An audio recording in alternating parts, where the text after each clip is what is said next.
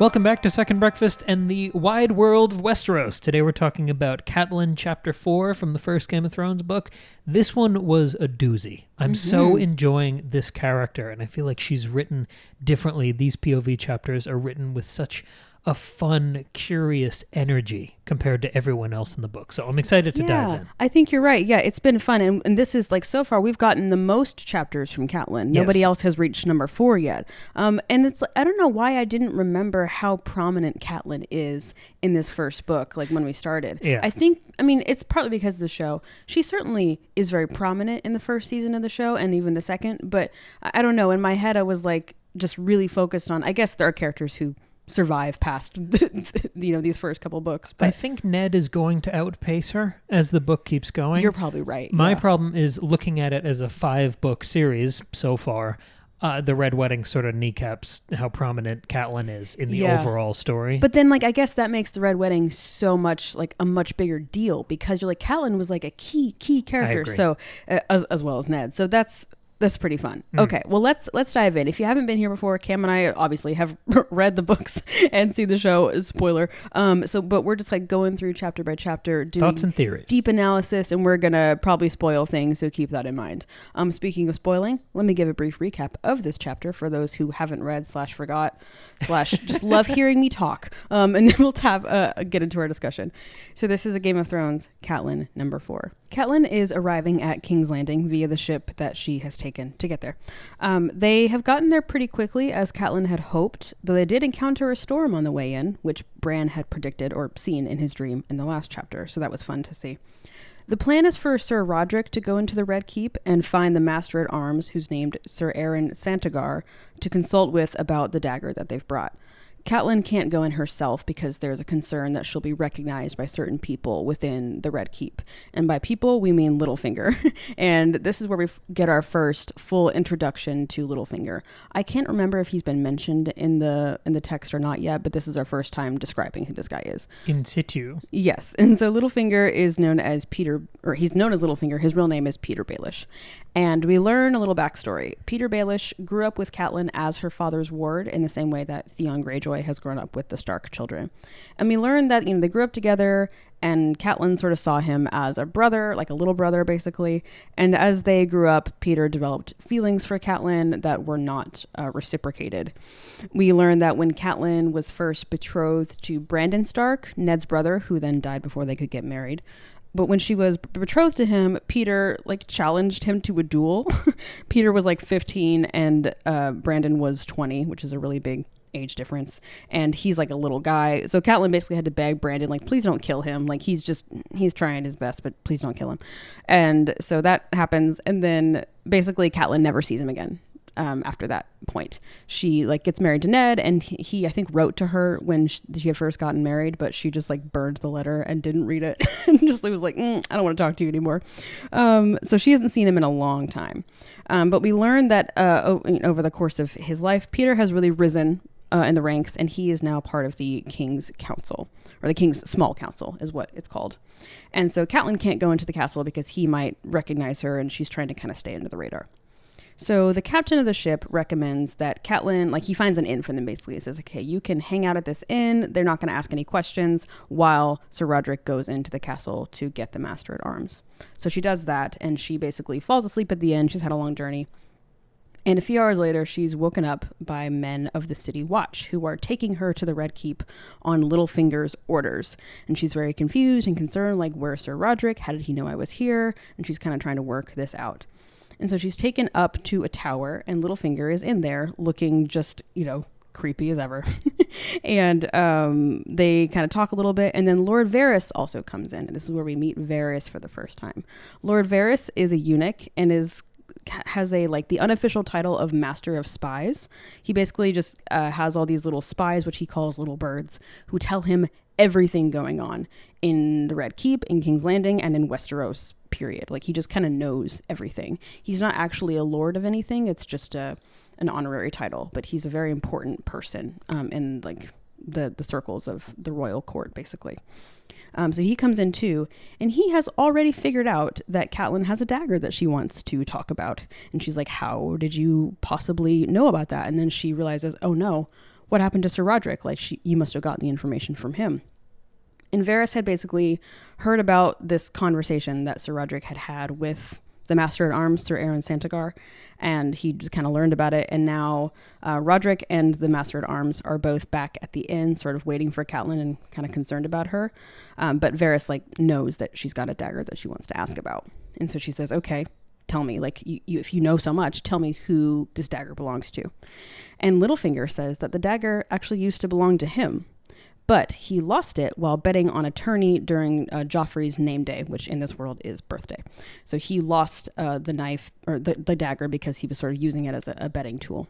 And it turns out that it now belongs to Tyrion Lannister. And so that's sort of like the mic drop at the end of the chapter. And so the assumption there is that Tyrion ordered to have Bran murdered. Yes. We lose the innocence of our beloved Tyrion, possibly. Possibly, yeah. I feel like it's a fun sort of recurring thing within the Catelyn chapters. I feel like they're the hardest ones to unspoil ourselves for, because we have all of these gestures and feints at conspiracies that might be coming to pass. And we know, because we've seen the show and read the books, that these things aren't happening. Right. Same thing happened with the letter from Lysa and that idea about Jon Arryn being murdered. And of course, we know what's going to happen there. But I love all of these overtures, these sort of spider-webbing plots that spin out of the Catelyn chapters. Yeah, we do get most of that from her. That's a really good point. And I think that leads into my first point here. We're 4 chapters in now to this perspective, in Catelyn Stark's mind and in her POV through the world.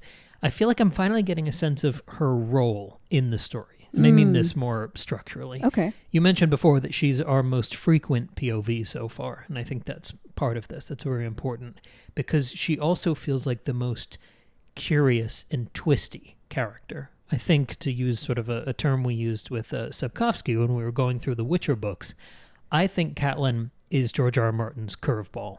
And she becomes the center of the suspicions and conspiracies that are spiderwebbed throughout this world. And that makes her the perfect, appropriate guide for our first look at King's Landing.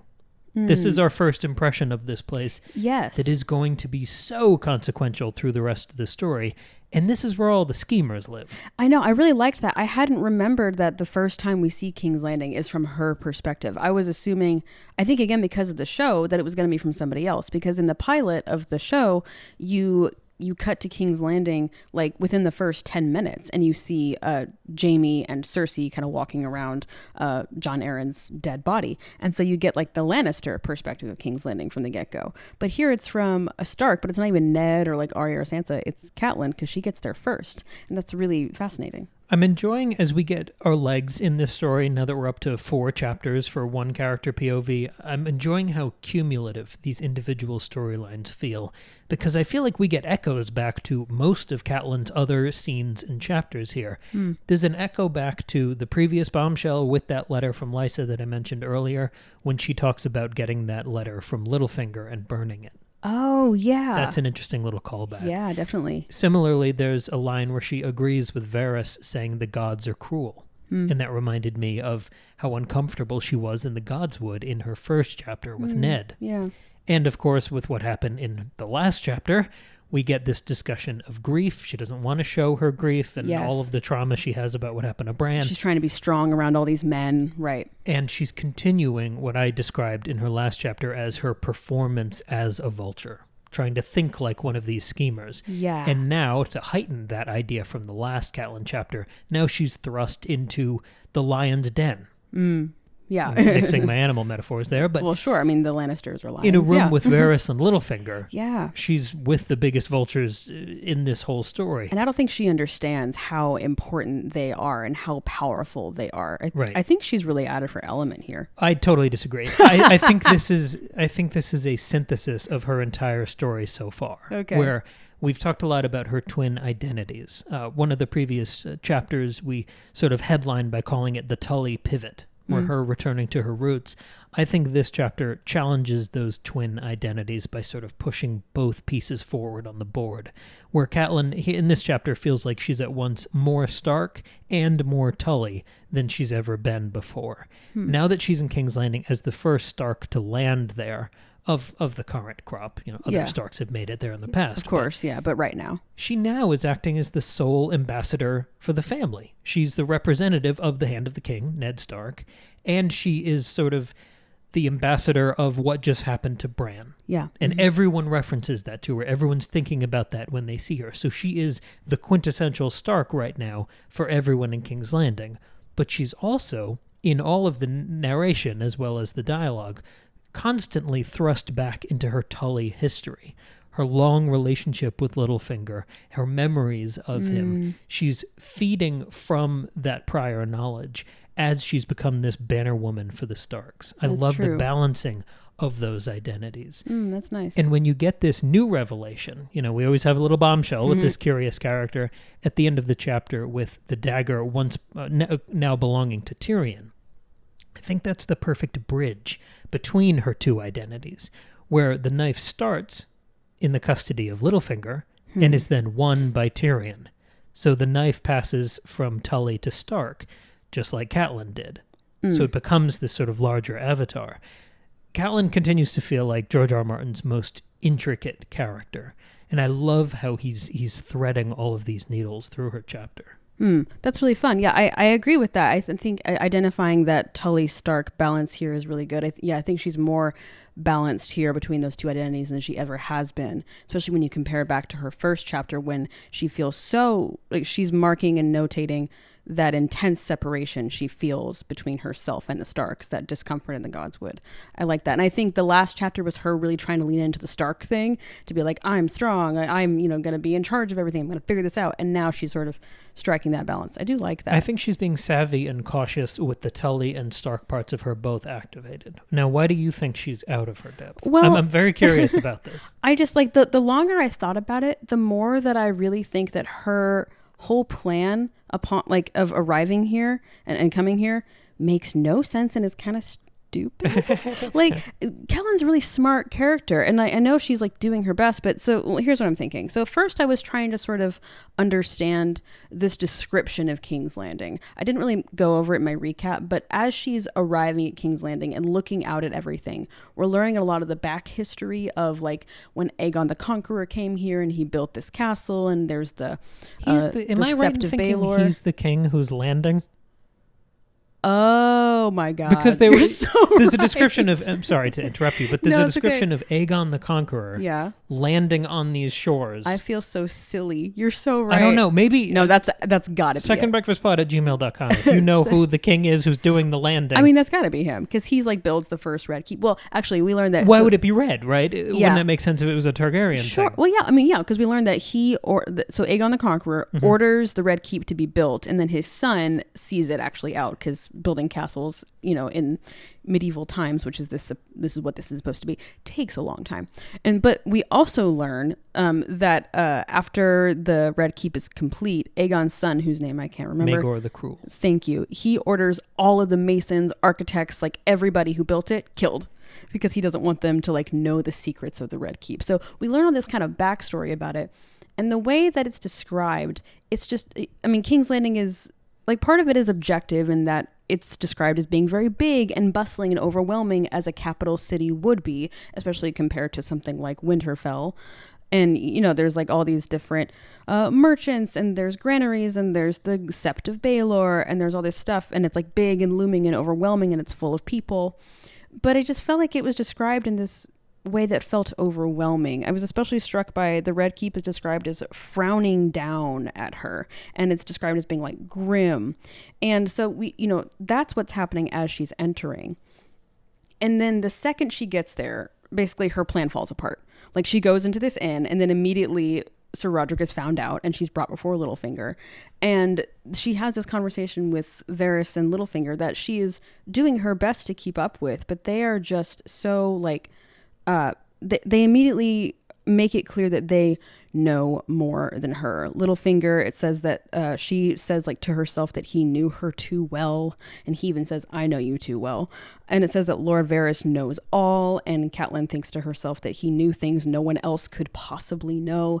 And even if you connect it back to the story about Maegor, what's his name? Maegor the Cruel, who had everybody killed, because only the blood of the dragon would ever know the secrets of the Red Keep. I think that's sort of a hint that Catelyn does not know the secrets of the Red Keep, but the way that nobody can know all of them. But Catelyn seems to know like 2 of them. I just think she is very out of her element when she arrives here, and like everybody immediately is 12 steps ahead of her. And we also know from, how the plot goes that her understanding of this revelation at the end of the chapter is also incorrect. She thinks that Tyrion was going to have Bran killed, and we know that that's also not actually true. And I just think that and then she says to herself when Peter says it was my dagger at first, she thinks to herself, it made no sense. Peter had not been in Winterfell. Well, yeah, Catelyn, he could have given it to someone else. Just think a little bit further. And just did she really think that coming to King's Landing and just moseying on in the middle of the day, coming in a normal harbor and just staying at an inn would be enough to keep her safe? I just don't think she thought this through very well. And even when they're arriving, the minute they are arriving, Roderick's we got to figure out what our plan is. I'm but did you not think about this before? I don't think she's really thought this through. I think she was so focused on somebody tried to kill my son. I got to get down there and fix this. Well, yeah, you're being a little uncharitable, I think, to Catelyn's position. I don't think she's dumb. That's not what I'm saying. I think she is just not playing the same game that these other guys are playing. Of course she's not, but she's also, this is a home game for them. I'm sure Baelish has been planning for this next meeting with Catelyn for years. Yeah. It's a home game for them. Mm-hmm. They have all of their spies. They're comfortable where they are. She's totally fish out of water the second she lands in King's Landing. Yeah. But she's improvising this plan. She's in a desperate position. She's trying to find Ned and sort of reconvene, and then she can make a plan. Yeah. But until then, she has to sort of riff. And I think she's reduced to her wits and her instincts. And I trust in those. Even if the plans she's kind of fumbling together along the way aren't perfect and don't make much sense. Yeah. Her family was thrust into a desperate position, and now she's just making it up as she goes to try to fix it and bring justice for the person who tried to hurt her kid. Yeah. So I'm on her side there. Sure. I mean, yeah. And part of it is I have this bias of knowing how it goes. I know what happens. I know that this kind of falls apart and fails. So maybe that's not fair. I think what we often are trying to do here is tie it back to, okay, first time reader, what is this? What information is it providing? What sort of leaps can a first-time reader make? And you're right. Perhaps they might be okay, she's a little out of her element, but she's still very skilled and is thinking things through, and we see her being very observant when she's talking to Littlefinger and Varys. She's not a dummy. That's not what I'm trying to say. She was savvy enough to take the Tyroshi ship instead of the fishing boat, which means they didn't get caught in the storm, which means she made it to King's Landing before Robert and co. got back there. No, you're right. So that is a smarter choice. Also, the way she deals with the oarsmen, who she's giving basically a bonus. She's paying them all extra for helping her get there so quickly. Yeah, she's giving them a bonus. She's smart enough to know not to give that money just to the captain or he'll pocket it. So she gives the money to them individually. I think there's an on-the-ground savviness that she displays, where maybe she's not as geopolitically gifted as the master of spies, but I think she has good instincts. Yeah, I think you're right. So as she finds sort of a base of operations in Winterfell or wherever else she's going to land, I think I would trust her instincts more than most of the other Starks. Yeah, I understand that. Yeah, I mean, I think Ned trying to do this wouldn't go nearly as well as it has gone for Catelyn, and even then it hasn't gone that amazingly. But yeah, I think I was just a little, I think what maybe happened was that in the previous chapter, when she kind of got herself together and kind of had this big turning moment, I think she sort of boosted up her confidence a little bit, and maybe that's taken her a little bit too far. I think she needed to be humbled, and I think this chapter certainly does that. Yeah, this was an interesting chapter for me because it's more than twice as long as the last few we've talked about. Yeah. But it's also quite simple. There are other characters mentioned, and I'm glad you played with those sort of lore references as we flesh out these different parts of the world and the people who inhabit it. But mostly it's just Roderick and Catelyn Baelish and Varys. I was going to say Baelish and Littlefinger. But I think I'm glad you played with all those other reference characters, because that's where I want to go with my second point. I think I have a slightly different read on them. Okay. Last week we were talking about these, what I'm now trying to call couplet echoes, where we talk about things that are paid off in one chapter that were introduced in the previous chapter. Yes.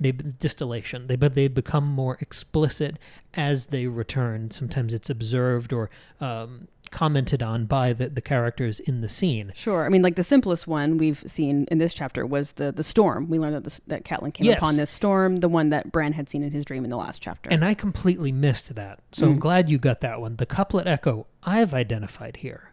I think the thing that's being paid off from our last discussion is the open-ended identity question of the crow. Oh, okay. The crow that was in Bran's dream last chapter. Yeah, who was talking to him, who we didn't know anything about. Is he real? Is he fake? Is he magical? He's got that third eye. Is he the Thread Raven? Is he Bran? Is he... Yeah. Mm-hmm. The crow in that chapter was an avatar. Yeah. A character in absentia, but mainly just a provocation, a question, a thought experiment. And the questions that he invited, it's not just who is he, that's sort of what we had the most fun with, but it's also what does he want and can we trust him? And that framework of those kind of clustered uncertainties, that returns here many times over. We get all of those lore drops about these unknown historical figures, from Aegon to Rhaenys to Maegor, some fun names from House of the Dragon. Sure. But we also get these in absentia characters, and these are the more known players who are discussed and thought about and yearned for, but never on stage here. We get Ned, Bran, Tyrion, and even Roderick. He becomes sort of abstracted. After he and Catelyn part ways here, she's thinking about him. She's wondering what's happened to him. It feels very much, last week you called it back to the Sapkowski thing, of talking about a character in absentia and then being almost the subconscious focus of a chapter, even though they never appear or maybe never even mentioned. Yeah, right. That was happening so many times over here with all of these different characters. Even the Tyroshi captain, when Catelyn suspects that he sold them out, and maybe that's how people know who she is and how she's here, all of these characters are reduced to ghosts.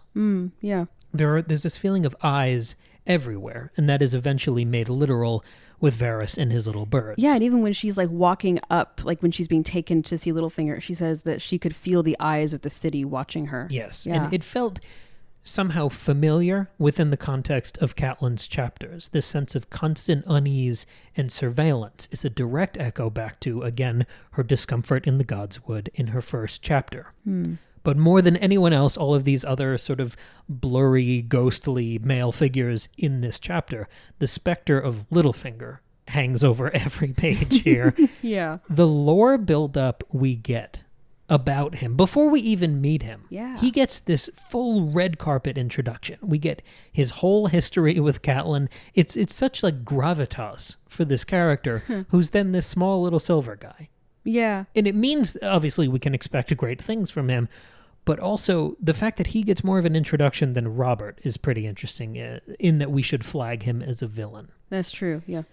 There's such power hinted at this character in this massive red carpet boat introduction he gets before we land and meet him, that almost everything else that happens in the chapter has this sort of blur on it, where it could be his fault.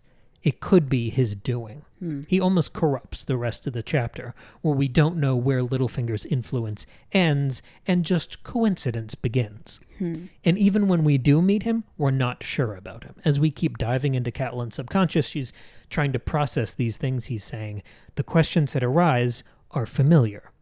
Who is he? What does he want? And can we trust him? Littlefinger becomes this nerve-wracking harbinger of forbidden and almost supernatural, impossible knowledge. I like that. And in that way, he's very much like the crow. I really like that, especially because his personal sigil is the mockingbird. And we see that in this chapter when the City Watch guys show up. She's like, under whose orders are you like bringing me to the castle? They like show her this like signet ring or something that has the mockingbird on it. So there's the bird connection. And you can extend it even to Varys, who has his little birds who are spying and seeing all and, you know, gathering all of this knowledge. Right. And yeah, I like that connection a lot. And that sort of like ambiguity too is interesting because Catelyn thinks to herself she doesn't trust Varys at all, and she only trusts Littlefinger a little bit, and so she's like really not sure what to believe when they say things. One of my favorite things that Varys said in this chapter is when that Littlefinger said is when Varys comes in and he is saying, like, talking about this dagger.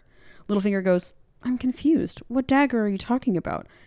I think he definitely knows. I think he is caught up and either has talked to Varys ahead of time or has his own informants that have, you know, told him about this. Yeah. But he's like sort of playing dumb, and I think in this moment Catelyn believes what he's saying there.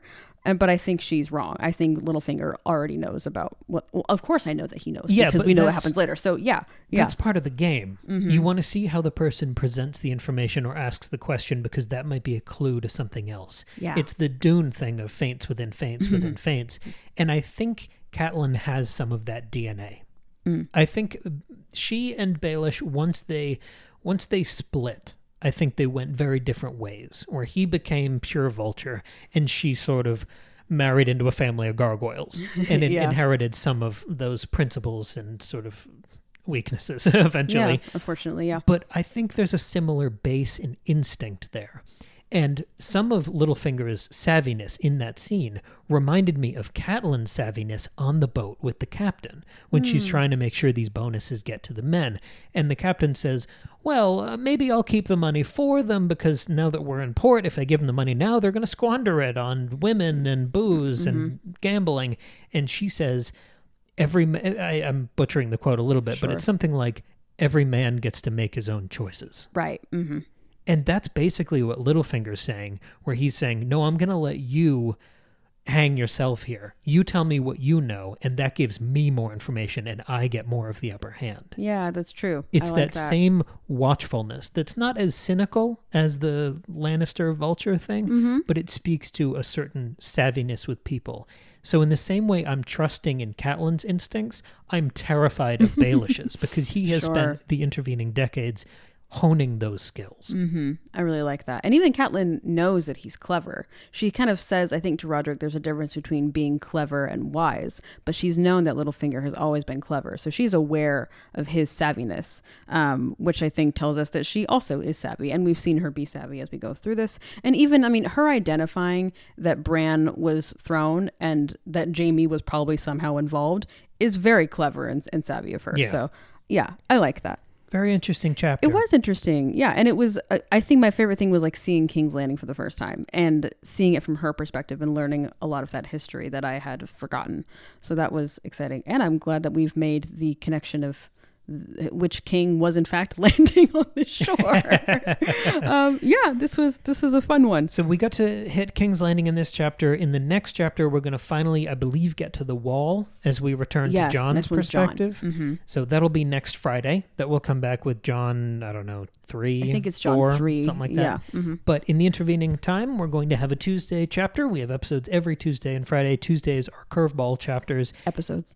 Yes. Chapters. Episodes. Episodes. And even if you want even more content from us, we have the bonus episodes over on Patreon. $2 a month. You can support the show and get at least one bonus episode every month, as well as access to the entire back catalog of bonus episodes we've accrued over 2 years over there. And last month we had 2 bonus episodes. One of them was on the 1984 David Lynch Dune movie. We're doing our Dune marathon. We're spacing it out a little bit now. It's not every week. It's every other week. But we did a lot of Dune in the month of March, so check all that out. Right. And we released our Dune Messiah episode. We've got the Children of Dune episode coming out soon. And the other bonus episode we had on Patreon was a discussion of book formats. Yes, it was really fun. It's like an hour. It was a really fun, loose, more podcasty discussion versus the kind of structured, noted discussions like this. That one was about audiobooks and paperback and trade paperback and mass market and ebook and how these different choices affect the reading experience and what we like and how we retain information. that was a really enjoyable episode. It was. At least for us. Yeah, I had a great time. Those episodes are over there. We've got, I believe we just had the Lord of the Rings episode come out like on that. Tuesday, or it's coming out soon. Yeah, but who knows? that's talking about rewatching the Lord of the Rings movies in 2024 and what that experience was like in the theater. Yeah, it was fun. We'll see you back on Tuesday yeah. for a brand new episode, and then back on Friday as we jump back to John and the wall, and we wear sweaters as we record. Yes, it'll be perfect. All right. All right. Thanks for joining us. Bye. Bye.